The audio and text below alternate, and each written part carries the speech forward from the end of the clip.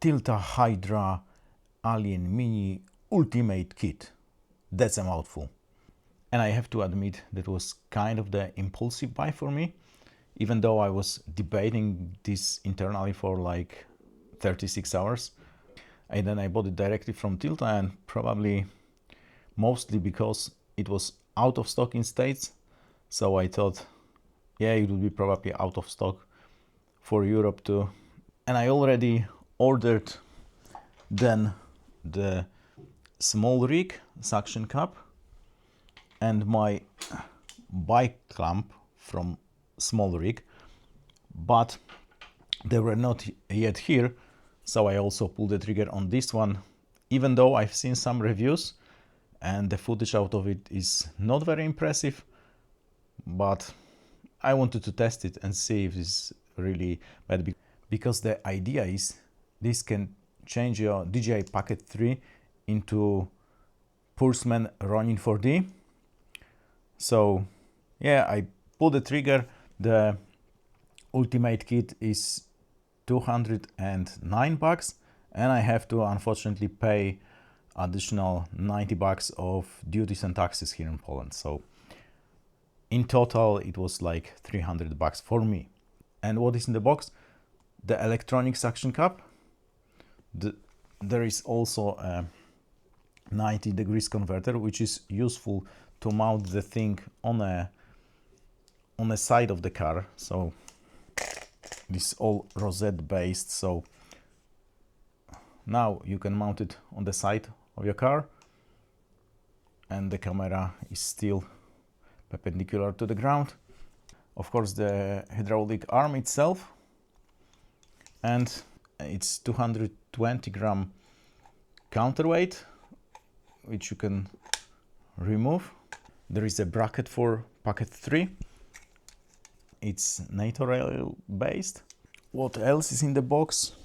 In Ultimate Kit you also got a bracket for different cameras. You can also mount Pocket 3 on that bracket, but this is mostly for action cams and probably smaller mirrorless cameras. You got a handle, so you can use this as a handheld rig with your Pocket 3, I'd say. And also the extension arm, so that could be taller. This could be used either in the handheld option and mounted on the car. And there are some additional screws for the bracket. So funny thing is that there is no manual in the box. I checked the Tilta page. There is also no manual on their page, but there is a tutorial video how to use it. It's kind of straightforward, but I would probably want some more answers. I guess I have to figure this out myself. There are also cheaper options, like there is an option with the manual suction cup, not the electronic one, but I opted for this one because Tilta also got different mounting plates for the electronic suction cup. You can have NATO mounting rail, you have universal mounting rail, and also M25 Hydra dedicated mounting plate. I'm not interested in because I don't have a full grown Hydra system, but the other two are quite interesting, and they said they can sell them separately. They are not listed on their page, but they contacted me after the sale if everything was okay. So I asked that question if the plates are available separately, and they said they can sell the plates separately. I don't know the prices yet, but I would check and let you know. Anyway, that thing is quite straightforward. In that configuration, it is tipping. In that configuration, is a bit front heavy. With the extension rod, you can angle this that way that it is quite stable. I have only 10, maybe 20 minutes to test it out, and so far I'm positively surprised, although I cannot recommend this already because I'm not sure this works as intended yet. I've seen some reviews and I'd say that Pocket 3 footage was unusable with this, but I've done some testing and I was positively surprised. So the plan was that I will do some tests yesterday, but it turned out I had different plans. Anyway, I will try to do some more tests today. My first impression is that this is intended for Pocket 3 to give this fourth axis of the stabilization, because if you are walking with Pocket 3, usually got this bobbing effect. So this is supposed to eliminate this bobbing effect, and this would be also true if you're riding a car and you want to eliminate these bumps. And on IPB this year, Tilta actually showed this as a bike mounting trick. So they had additional piece you can mount on the handlebar, but I couldn't find that piece on their page. And I asked this salesperson from Tilta if this is available, and the answer was kind of confusing. So I hope they still make this handlebar mount so I can mount it on a bike, because that was actually my main reason to buy it, to be able to mount it on the bike, because on the bike most of the shakes are like that. If this is mounted on the handlebar, there are not many sideways shakes. So maybe with this I would be able to either mount Pocket 3 on the bike, or if not, I would be able to mount the Acttion 5, because on the bike the Acttion 5 still vibrates a lot and there are some ugly artifacts in the leaves and the foliage. So this might eliminate this stuff. So even when I'm using this, the Smallrig handlebar mount, sometimes there are still artifacts even in Rocksteady Plus.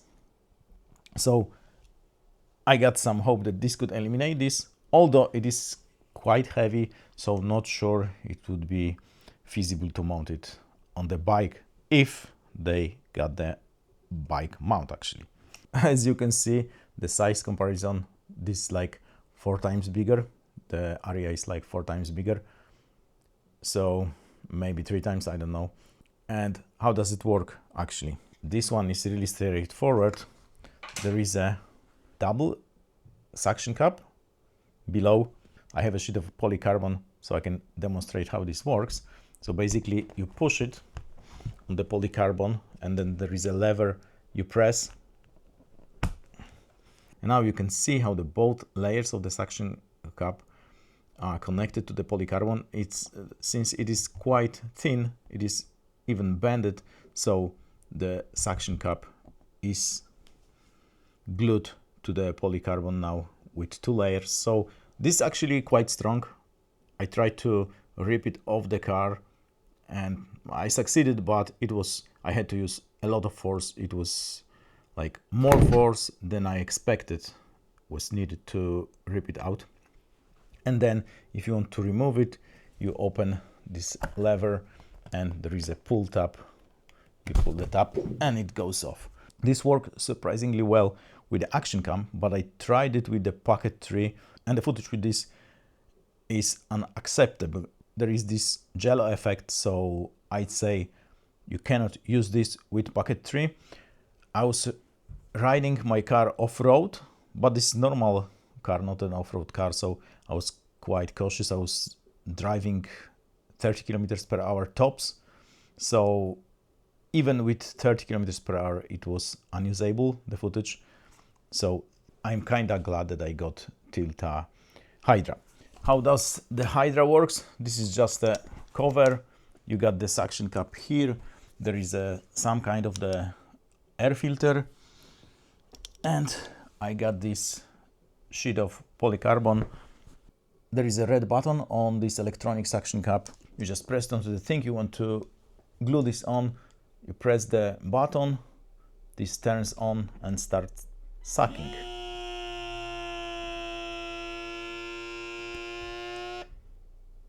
And that's it. Since this polycarbonate is quite thin and bendy, this is bended, so I'm not sure the connection is great, but as you can see also here, or there are 3 ridges on the suction cup, so it is kinda similar to the Smallrig.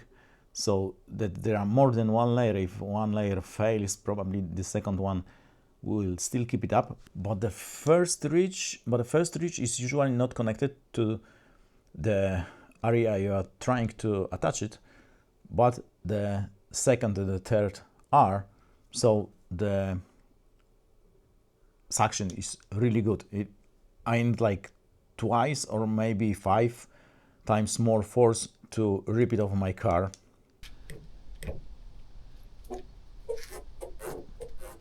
Definitely, I need definitely more power, and the whole car is moving. Hope it's visible on the. And it is really good connection. Although I would still recommend to have a steel line attached to the car. If this flies off, it won't hit anyone or anything. And since this is the electronic suction cup, it is turned on all the time. There is a small display, and this display says the percentage of the under pressure, which is below the suction cup, and if it drops to 80%, then it turns on automatically and pump out the excess air from below the suction cup.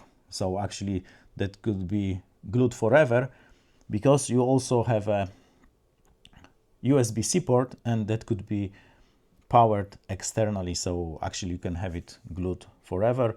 I've tested this for 2 hours and it never dropped below 80, but then I specially attached it lazy and it was pumping the air out every 15 to 20 minutes maybe. But actually that system works, and the internal battery is for up to 40 hours, so plenty of time. So then you just, if you want to disengage this, you press twice, it is off. You have a pull tab here, pull the tab and it drops. So actually it dropped on my leg, but I'm good. So this is how it works, quite straightforward. Although I would like to have a manual for the suction cup, because I have to figure the presses out. They are still in the tutorial online on Tilta page. So also another point of adjustment is this knob. So you can adjust the power of the hydraulic arm for heavier or lighter cameras. And for lighter cameras you also have this counterweight, because it is rated for 150 to 600 grams. So some cameras might be too light for this, especially the small action ones. So I've just tested this with Pocket 3. I've done like 2 quick runs, and footage with the arm is definitely better. But since it was quite big and I was not sure how good the suction is, I was driving a bit slower with this big arm. So the top speed I think was 25, and mostly I was doing 20 kilometers per hour. So I guess there were less vibration. What I've seen is that it seemed to wobble to the sides, which might introduce some jello effect on the Pocket 3, although there was not much of the jello effect. On this it was like all jello. On this one there was no jello effect, but I was kind of afraid when I seen this move like that. Although that might be some kind of the illusion, because when you sit inside the car and the suspension works, you see that car is moving, but you are not moving. So you see that there are moves relative to yourself, but you kind of stabilize that moves because you expect them to happen. So maybe it was the whole car was moving, and the illusion for my head was, because my head stabilized everything, was that it is moving sideways, but actually it was moving with the car. So not sure that sideways move have an impact on the footage, but I've seen I think I've seen the Kamaki review of this arm or the other arm, and it was kinda lame. The output was kinda lame, but he was going off-road. Why I think it is mostly for Pocket 3? Because they include this bracket for Pocket 3, and all the photos on Tilta page are with Pocket 3 mounted onto the arm. What is a bit strange that you mount the Pocket 3 sideways, but there is a reason for it. But I'm not sure I can mount it. I've seen that they mount with this, but I cannot. I used it without it, so basically you mount it like that, you screw it in. I'm kind of afraid that I will crush it. Hope not. It's there tight, and why you mount it sideways like that? Is it stupid? It's actually not, because the Pocket 3 got a limitation on the gimbal. So if gimbal is like 65 degrees to the right, there is a limit, and if you got it sideways, then you got 135 degrees to each side. So you have actually symmetric setup for both directions, and that way you can move the camera the same amount to each side. And I tested it and it works kinda. I cannot draw like the final conclusion if this works fine or not. I have to test it much more, so definitely there would be the second part to this video with the conclusion it's worth buying. But so far the footage was definitely better with the arm than without the arm, with normal suction cup. And then I haven't tested this with the Acttion 5 yet, but I think I would, because still on the car, you probably seen my test of Acttion 5 on the car. If not, here's the link. Acttion 5 was doing kind of fine, although on the bumpy road there were still these artifacts in the leaves, in the foliage, so it's not like ideal. And since on the car I think most of the shakes are perpendicular to the ground, and if this is the case, actually if the most shakes are perpendicular to the ground, then this might eliminate most of the artifacts from the stabilization. I will still use the stabilization in the Acttion 5 with this, so the stabilization there is electronic one, but this might prevent the stabilization from working so hard. We'll see. I will try to test it today. Not sure about the weather, but I will try to test this on a bumpy road and on the tarmac to see if this is any good. This is for sure good for Pocket 3, and I think that would be great for the bike, but I like the bike mount. I will try to push the Tilta if they got the handlebar mount or not. They presented this on the IPB and some other photo video conferences, so they at least have test units of the handlebar mount, but I'm not sure it went into production. So the maximum payload is 600 grams, so you can actually mount smaller mirrorless camera on it. I'm kinda debating mounting my ZV-E10 Mark II, but I have to still test it a bit. I'm not sure. I mean, the ZV-E10 Mark II is my B cam, not a crash cam, so I would have to debate this. For both DJI cameras I have DJI Care, so if they docked up, then I can exercise my DJI Care and have them exchange with ZV-E10 Mark II. There is no Sony Care, so you know, if the ZV-E10 II drops on tarmac, it would be docked up. But it is possible to attach some smaller mirrorless with smaller lens to it, like I have 24mm Samyang, which is less than 200 grams.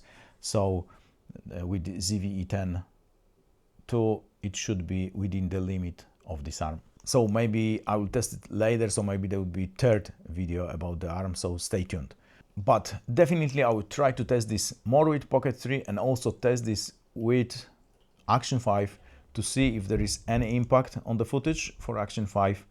And like ideally it would be like if I have two of the same cameras and run them at the same time on two of these mounts to compare the identical footage, but I'm usually driving the same road twice, so it is more or less the same.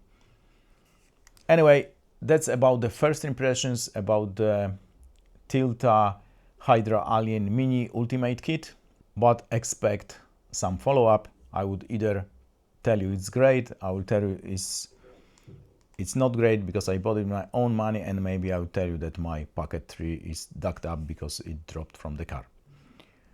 I have to still figure out where to attach the still line to my car. I think I got an idea, but I'm not sure. And then maybe I can somehow attach the still line to the mounting plate, but there is not much gap here to thread the still line, so I don't know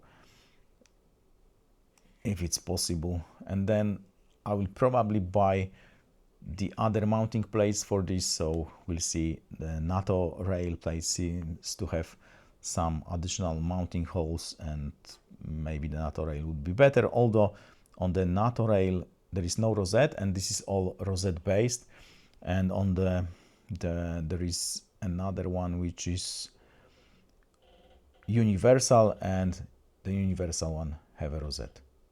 Anyway, that's it for today. I will try to test it today, but I'm not sure the video would be up today. Probably the second part would be